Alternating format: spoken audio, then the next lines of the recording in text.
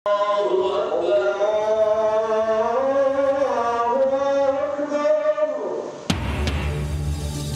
ঈদগাহ সহ সারা দেশে ঈদ উল আজহার জামাত, লাখ লাখ মুসল্লির নামাজ আদায়, মুসলিম উম্মার মঙ্গল কামনা, ত্যাগের মহিমায় উজ্জীবিত হওয়ার প্রত্যাশা।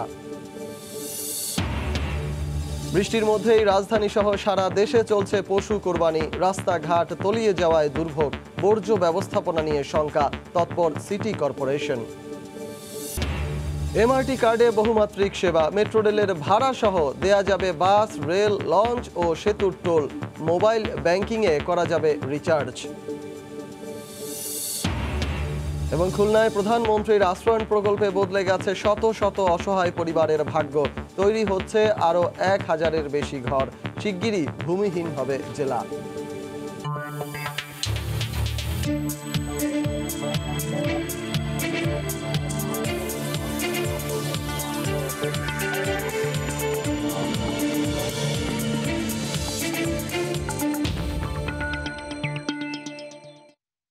দেখছিলেন শিরোনাম। আমন্ত্রণ জানাচ্ছি দেশ ও দেশের বাইরের অর্থ বাণিজ্যের নানা খবর নিয়ে আমাদের নিয়মিত আয়োজন এই সময়ের বাণিজ্যে। আপনাদের সঙ্গে আছি আমি সজল মিত্র। ঝুম বৃষ্টিতে এক পর্যায়ে অনিশ্চয়তার দোলাচলে পড়লেও ধর্মপ্রাণ মুসল্লিদের অংশগ্রহণে যথাসময়ে অনুষ্ঠিত হয়েছে ঈদ উল আজহার প্রধান জামাত। সকাল 7:30টায় জাতীয় ঈদগাহে অনুষ্ঠিত জামাতে রাষ্ট্রের গুরুত্বপূর্ণ ব্যক্তিবর্গ ছাড়াও অংশ নেন নানা শ্রেণী পেশার মানুষ। নামাজ শেষে বাংলাদেশ ও মুসলিম উম্মার শান্তি কামনায় বিশেষ মোনাজাত করা হয়। ব্যক্তি স্বার্থের ঊর্ধ্বে উঠে ত্যাগের মহিমায় উজ্জীবিত হয়ে মানুষের কল্যাণে কাজ করার অঙ্গীকার করেন তারা। বৃষ্টির কারণে কাঙ্ক্ষিত উপস্থিতি না হলেও এবার নারী পুরুষ সহ জামাতে অংশ নেয়ার সুযোগ ছিল প্রায় 35,000 মুসল্লির। সালাউদ্দিন লিয়া, নিজামুদ্দিন লিটনের ছবিতে রাশেদ বাপির রিপোর্ট। বৃষ্টি স্নাত ঈদের সকাল, ভেজা রাজপথ জুড়ে ভিন্ন এক স্নিগ্ধতা, শীতলতা। এরই মাঝে গুটি গুটি পায়ে আল্লাহর নৈকট্য লাভে এগিয়ে আসেন মুসল্লিরা, ছাতা হাতে বৃষ্টির ঝাপটা থেকে নিজেকে রক্ষার প্রচেষ্টা। ঈদের দিন ভোর 5টা থেকে রাজধানী জুড়ে শুরু হয় তুমুল বৃষ্টি। অনিশ্চয়তা বাড়ে ঈদের প্রধান জামাত ঘিরে। তবে সকাল 6:30টার দিকে বৃষ্টির ঝাপটা কিছুটা কমে আসায় ঈদগাহমুখী হতে শুরু করেন ধর্মপ্রাণ মুসল্লিরা। পায়ে পায়ে সবার গন্তব্য ঈদগাহ। সকালে এমন অবস্থা ছিল যে কখনো ভাবতে পারি আজকে জাতীয় ঈদগাহে নামাজ পড়তে আসবো। তখন দেখলাম যে কিছুটা বৃষ্টি কম, এই সিএনজি নিয়ে আসলে জাতীয় ঈদগাহে আসা। মুখে তাকবীর, হাতে তসবি আর পরনে শুভ্র কিংবা রঙিন পোশাকে 25,400 বর্গমিটার সামিয়ানার নিচে জড়ো হন মুসল্লিরা। 35,000 মুসল্লির আয়োজন থাকলেও বাগড়া বাঁধায় অনাকাঙ্ক্ষিত বৃষ্টি। ঘণ্টাব্যাপী কিরাত ও বয়ান শেষে পূর্ব নির্ধারিত সময় সকাল 7:30টায় শুরু হয় ঈদের জামাত। নামাজ ইমামতি করেন ইসলামিক ফাউন্ডেশন বাংলাদেশের উপপরিচালক আল্লামা ডক্টর মুশতাক আহমেদ। কাঁধে কাঁধ মিলিয়ে নামাজ আদায় করেন ঢাকার 2 সিটির মেয়র, বিচারপতিগণ সহ বিভিন্ন শ্রেণী পেশার মানুষ। ছিল নারীদের জন্য আলাদা ব্যবস্থা। নামাজের পর খুতবা শেষে মহান রাব্বুল আলামিনের দরবারে 2 হাত তুলেন সবাই। দেশ জাতির পাশাপাশি গোটা বিশ্বের শান্তি ও সমৃদ্ধি কামনা করেন।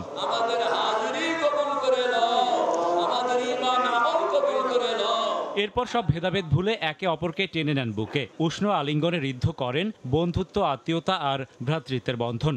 সকল মুসল্লি অত্যন্ত সুষ্ঠুভাবে নামাজে অংশগ্রহণ করতে পেরেছে, জামাতে নামাজ আদায় করতে পেরেছে। রাব্বুল আলামিনের কাছে কৃতজ্ঞতা প্রকাশ করছে, আলহামদুলিল্লাহ। আমরা আজকে ঈদের নামাজ জাতীয় ঈদগাহতে আমরা সবাইকে নিয়ে পড়লাম। নামাজ শেষে আল্লাহর সন্তুষ্টি লাভের আশায় পশু কুরবানির উদ্দেশ্যে বাড়ি ফেরেন ধর্মপ্রাণ মুসল্লিরা। বৃষ্টিজনিত বৈরী আবহাওয়ায় মানুষের ঈদ আনন্দে কিছুটা ছেদ পড়লেও পবিত্র ঈদ উল আজহার প্রকৃত উদ্দেশ্য বাস্তবায়নে বাধা হয়ে দাঁড়াতে পারবে না নিশ্চয়ই। বরং হিংসা, বিদ্বেষ, লোভ, লালসা তথা মনের ভেতরকার পশুত্বকে বিসর্জন দিয়ে ত্যাগের প্রকৃত মহিমায় উদ্ভাসিত হবে প্রতিটি মুসলিম। রাশেদ বাপ্পি, সময় সংবাদ, ঢাকা।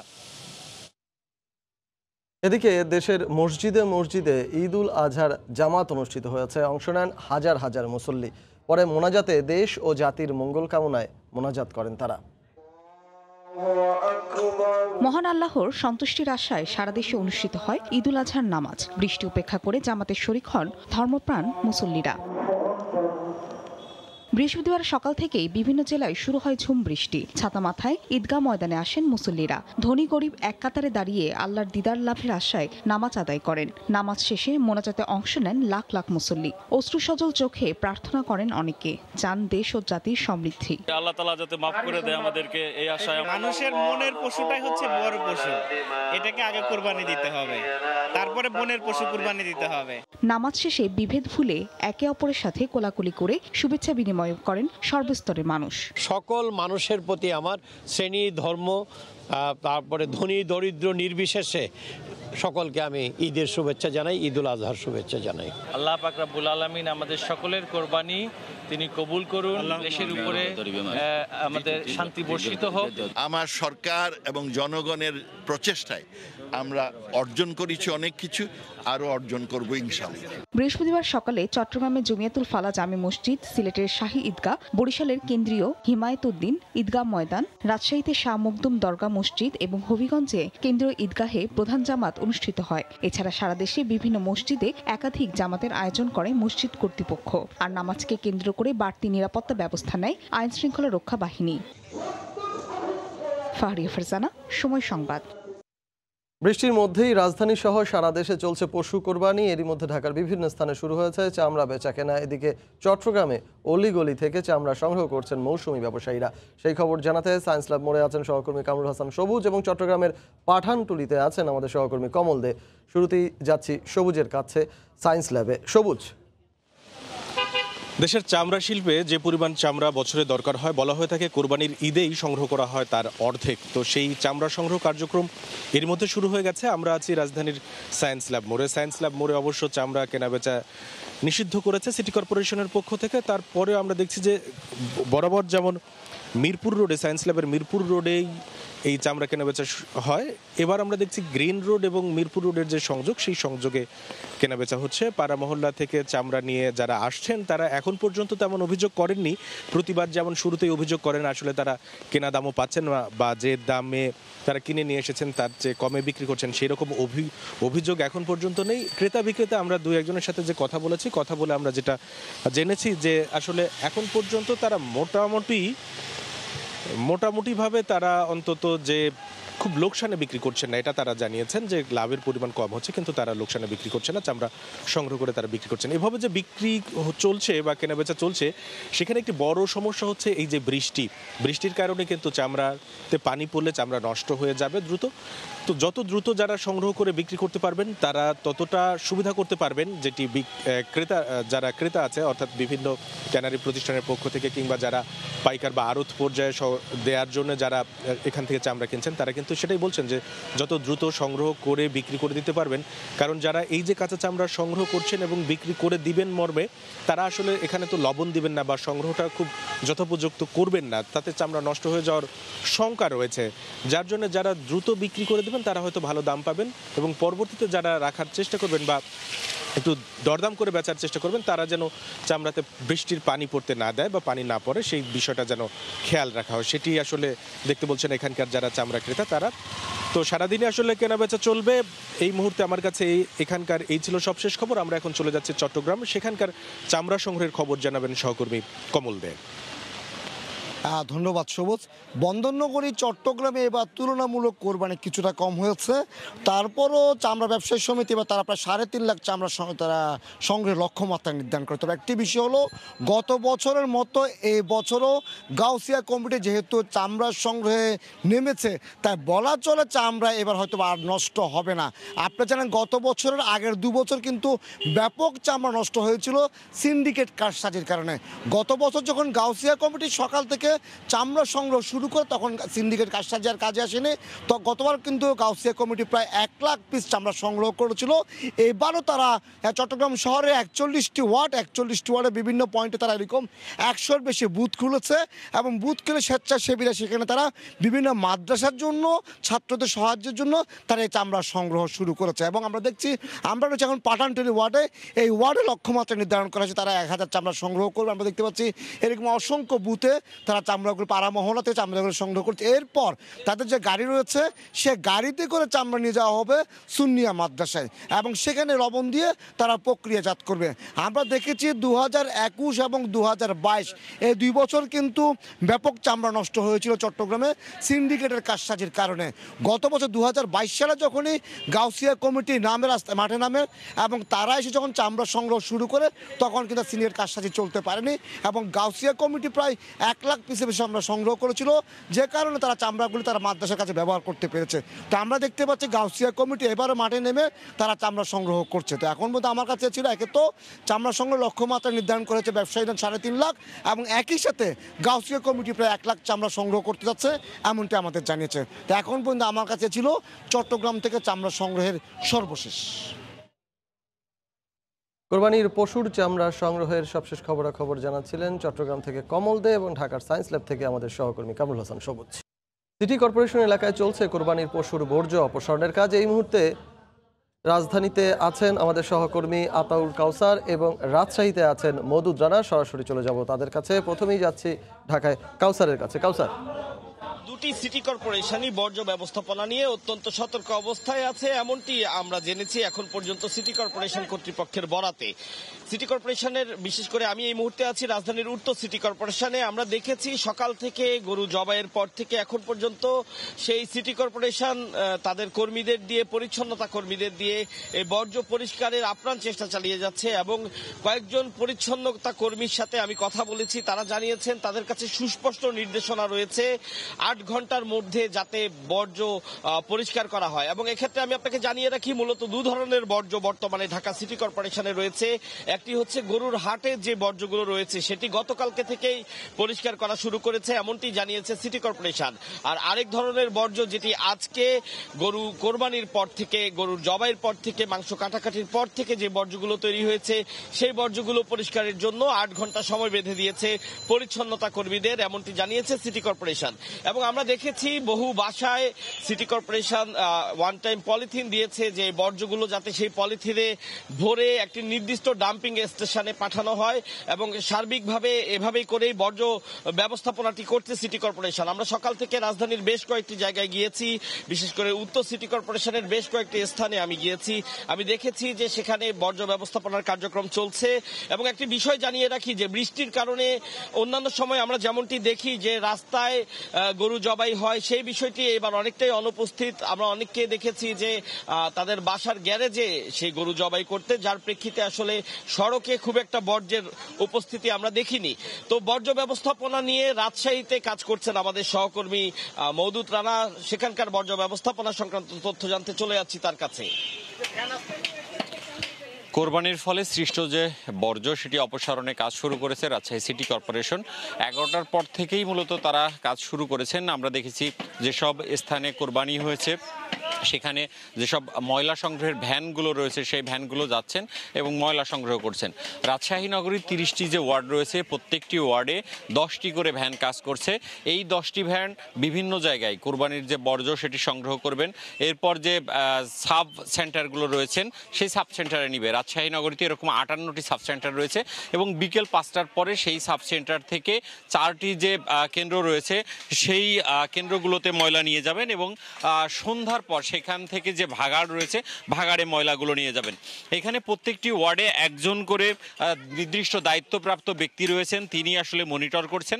তারা যেটি বলছেন তাদের প্রাথমিক যে টার্গেট রয়েছে সেই টার্গেট অনুসারে তারা রাত 9টার মধ্যে রাজশাহী নগরীর যে বর্জ্য রয়েছে সেই বর্জ্যগুলো সংগ্রহ করবেন এবং ভাগাড়ে নিয়ে যাবেন।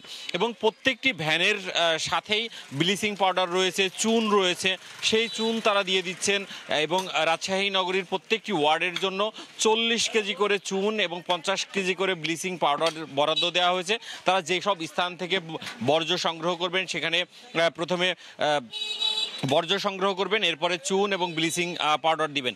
একই সাথে এই পরিচ্ছন্ন যারা কর্মী রয়েছেন তারা লিফলেট বিতরণ করছেন নগরবাসীর সচেতন করার জন্য। এবং এই বর্জ্য অপসারণের জন্য স্বেচ্ছাসেবী বা এই পরিচ্ছন্নতা কর্মী যারা রয়েছেন তারা যেমন কাজ করছেন তাদের পাশাপাশি 10টি ট্রাক রয়েছে যে ট্রাকগুলো ভাগাড়ে ময়লা নিয়ে যাবেন এবং তার সাথে 2টি পানির ট্যাঙ্কি রয়েছে যেগুলো রাস্তার যে প্রধান সড়কগুলো রয়েছে সেখানে ধুয়ে দিবেন। সব মিলিয়ে কর্মযজ্ঞ বিশেষজ্ঞ শুরু হয়েছে, তারা বলছেন যে 12টার মধ্যে এই কাজটি তারা শেষ করতে পারবেন। রাজশাহী থেকে এই ছিল আমার কাছে সর্বশেষ। কোরবানি পশুর বর্জ্য অপসারণের সবশেষ খবরাখবর জানাতে রাজশাহী থেকে যুক্ত হয়েছিলেন সহকর্মী মওদুদ রানা, এবং তারও আগে ঢাকার মোহাম্মদপুর থেকে আমাদের সঙ্গে ছিলেন সহকর্মী আতাউর কাউসার।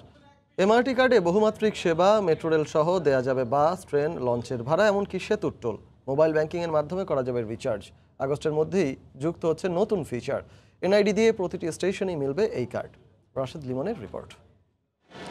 মেট্রো যাত্রাকে অনেকটা সহজ করে দিয়েছে এমআরটি পাস।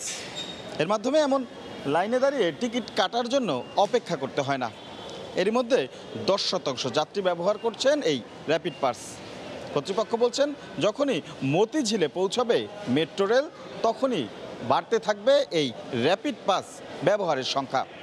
আর তাই তো এই এমআরটি পাসে নতুন নতুন ফিচার যুক্ত করতে যাচ্ছে কর্তৃপক্ষ, যার মধ্যে মেট্রো রেলের পাশাপাশি রেলের ভাড়াও পরিশোধ করা যাবে। দেয়া যাবে বিআরটির ভাড়া। এই কার্ড ব্যবহার করা যাবে বাস, র্যাপিড ট্রানজিটে। দেয়া যাবে লঞ্চ ভাড়া, সেতুর টোল। ডোমেস্টিকে যে যারা বিমানে যাতায়াত করেন, ওনারাও এখান থেকে পেমেন্ট দিতে পারবেন। অর্থাৎ এটার একটা বহুবিধ ব্যবহার আছে। আমাদের স্টেশন প্লাজাতে অনেক দোকানপাট হবে, সেখানে উনি যে কোনো আউটলেটে ব্যবহার করতে পারবেন। শুধু তাই নয়, বদলে যাবে রিচার্জের ধরনও। 10 বছর মেয়াদে এমআরটি পাসের টাকা ফুরিয়ে গেলে আর স্টেশনে আসতে হবে না। এর এক পের সঙ্গে যুক্ত হয়ে মোবাইল ব্যাংকিংয়ে করা যাবে রিচার্জ। এছাড়া বিকাশ, নগদ এমন আর্থিক প্রতিষ্ঠানের মাধ্যমে সহজেই রিচার্জ করা যাবে এমআরটি পাস। এর আমাদের এক পে নামে একটা পেমেন্ট এগ্রিগেটর আছে, যার সাথে সমস্ত মোবাইল ফাইন্যান্সিয়াল সার্ভিস এবং প্রায় 30-32টা ব্যাংক যুক্ত আছে। তো এখন আমাদের সহযোগিতায় এক পে এবং র্যাপিড পাস যৌথভাবে আমরা একটা কাজ করব, সেটি হলো যে অনলাইনে এই র্যাপিড পাসটা নাগরিকরা, যাত্রী যারা আছেন, তারা এটাই রিচার্জ করতে পারবে, এটা পেমেন্ট দিতে পারবে। স্টেশনগুলোতে বিশেষ করে টিকিট কাউন্টারে এখন যে পরিমাণ চাপ, মতিঝিলে চালু হলে তা বাড়বে বহুগুণে। তার উপর বহুমাত্রিক সেবার ফলে এমআরটি কার্ড ব্যবহারও বাড়বে বলেই মনে করছেন সংশ্লিষ্টরা। সেক্ষেত্রে প্রতিটি স্টেশনেই মিলছে এই কার্ড। আপনার পাসপোর্ট নাম্বার আপনি দিতে পারেন, এনআইডি দিতে পারেন। এই তথ্যটা আমাদের দরকার, ওনার নামটা আমাদের দরকার। রেজিস্ট্রেশন ফর্মের মাধ্যমে 500 টাকা দিয়ে কিনতে পারেন। ওনার আপ টু 10,000 টাকা পর্যন্ত যত খুশি উনি এটার ভিতরে টাকা অন্তর্ভুক্ত করে নিতে পারবেন, এবং এটার মেয়াদ হলো 10 বছর। এছাড়া চাইলে সরকারি বেসরকারি যে কোনো প্রতিষ্ঠান শর্ত মেনে এই ফিচারে যুক্ত হতে পারবেন বলেও জানায় ডিএমটিসিএল। রাশেদ লিমন, সময় সংবাদ, ঢাকা। পদ্মা সেতুর কল্যাণে সাতক্ষীরার আম সহজে বাজারজাত ও দ্রুত পরিবহনের ফলে লাভের মুখ দেখছেন বাগানীরা। জেলায় এবারে সুমিষ্ট গোপালভোগ, গোবিন্দভোগ, বোম্বাই, হিমসাগর, ল্যাংড়া ও আম্রপালি আমের বাম্পার ফলন হয়েছে। আর পদ্মা সেতুর কারণে দ্রুত রাজধানী সহ বিভিন্ন জেলায় যাচ্ছে দাম। এতে বিগত দিনের ক্ষতি পুষিয়ে লাভের মুখ দেখছেন বাগানীরা। আর কৃষি কর্মকর্তা জানান, যদি জেলায় প্যাকেজিং হাউস করা যায় তাহলে দীর্ঘদিন আম রেখে বিক্রি করা যাবে। এবার সাতক্ষীরায় আমের লক্ষ্যমাত্রা ৪৫,৫০০ মেট্রিক টন নির্ধারণ হলেও উৎপাদন হয়েছে ৬৮,৮১৯ মেট্রিক টন।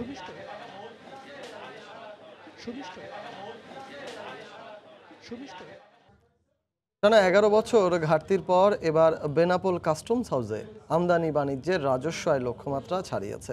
বন্দর কর্তৃপক্ষ জানায়, পদ্মা সেতু চালুর পর যোগাযোগ ব্যবস্থা সহজ হওয়ায় ব্যবসায়ীরা যশোরের বেনাপোল ও ভারতের পেট্রাপোল বন্দরমুখী হচ্ছেন বেশি। ফলে পুরনো রেকর্ড ভেঙে আমদানি রপ্তানিও বেড়েছে এখান থেকে। চলতি অর্থ বছরের 11 মাসে বন্দরটি থেকে সরকারের রাজস্ব এসেছে ৫,৩৬০ কোটি টাকা, যা আগের বছরের একই সময়ের চাইতে ১২২৫ কোটি ২০ লাখ টাকা বেশি। এই সফলতা ধরে রাখতে প্রয়োজনীয় অবকাঠামো উন্নয়নের উপর জোর দেওয়ার দাবি কর্তৃপক্ষের।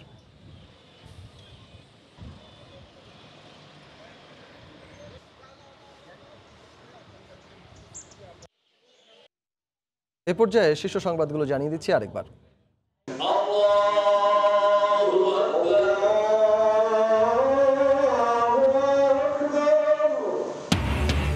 জাতীয় ঈদগাহ সহ সারা দেশে ঈদুল আজহার জামাত, লাখ লাখ মুসল্লির নামাজ আদায়, মুসলিম উম্মার মঙ্গল কামনা, ত্যাগের মহিমায় উজ্জীবিত হওয়ার প্রত্যাশা। এই ছিল এ সময়ের বাণিজ্যের সঙ্গে থাকুন সময়।